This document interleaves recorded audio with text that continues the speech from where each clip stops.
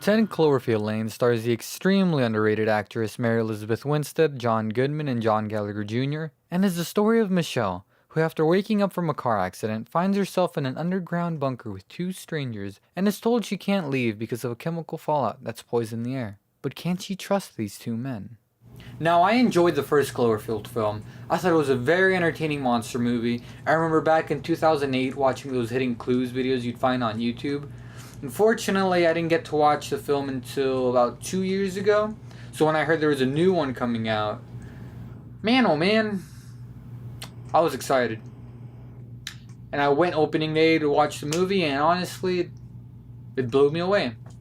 Just a quick fact, I got a job at the movie theater where I saw the film for the first time, and at orientation, they let me look through a box of posters, and I asked them, do you have the Cloverfield Lane poster?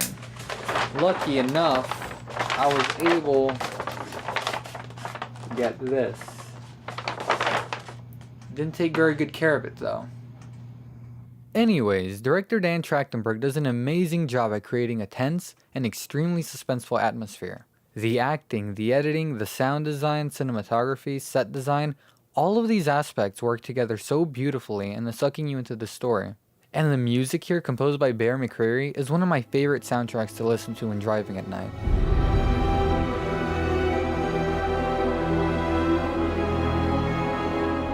It's such a beautiful yet haunting score, and a lot of this is due to his use of the timbre and the blaster beam.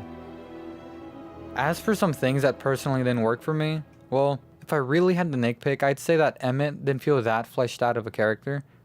But even then, Gallagher's performance made him really likable. Plus the film isn't about Emmett, it's about Michelle and John Goodman's character Howard, who by the way, steals the show, especially in the dinner scene. Even when he wasn't in the scene, I kept worrying he was gonna come in the room or maybe under the door or something.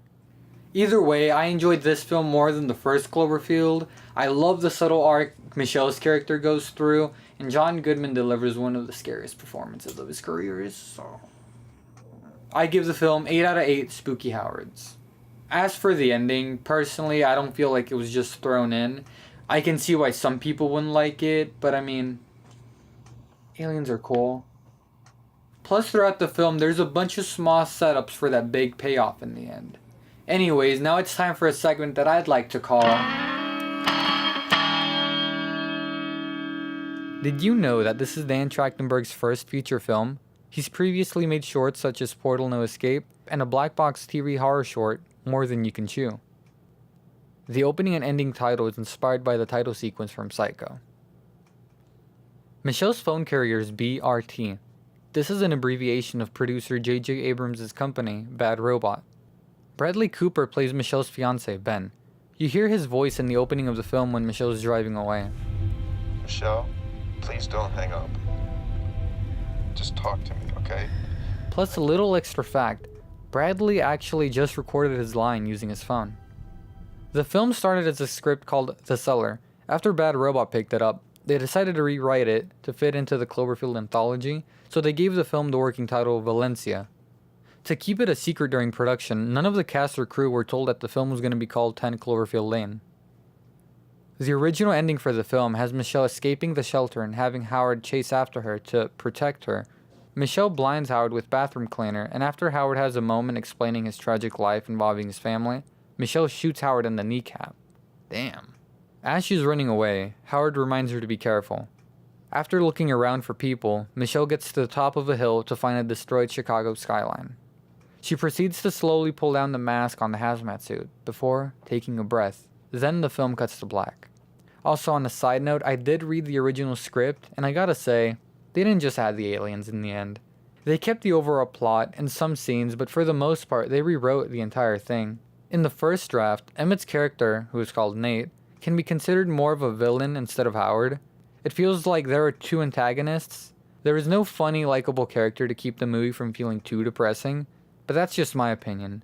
If you're a fan of this movie, I highly recommend reading the original script just to see the changes that were made. Did you know that Howard has more of a backstory posted online? He actually used to work on satellites under Bold Futura. Bold Futura are subsidiaries for Tagarado. Tagarado is a company where the monster from the first Cloverfield first attacked. Howard was even Employee of the Month. Wait a minute. Look at Howard's shirt. Radio Man 70.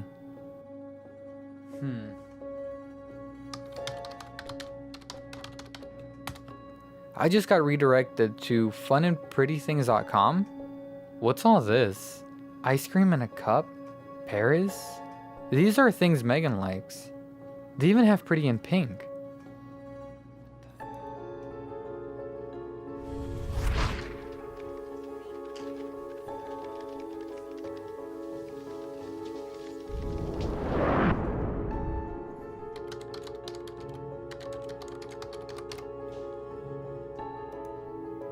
Holy fudge. These are messages Howard sent to Megan. If you look deep enough, you'll find some drawings Howard drew for Megan on survival kits, and even how to hotwire her mom's car. His wife actually responds back in the message room, including an R? Who's an R? Could this be Nikolai Rosa? He works for Boltwatura just like Howard. Regardless, they left an audio file. Let's see. Okay. Everything seems to be normal. I don't get what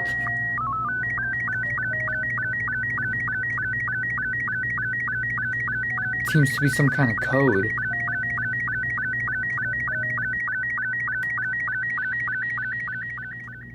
Holy f***.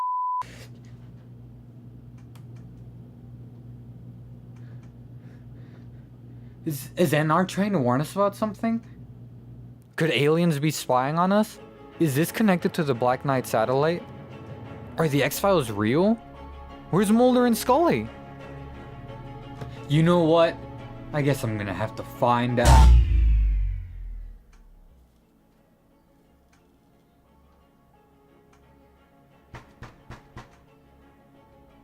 think I have to go. Until next time,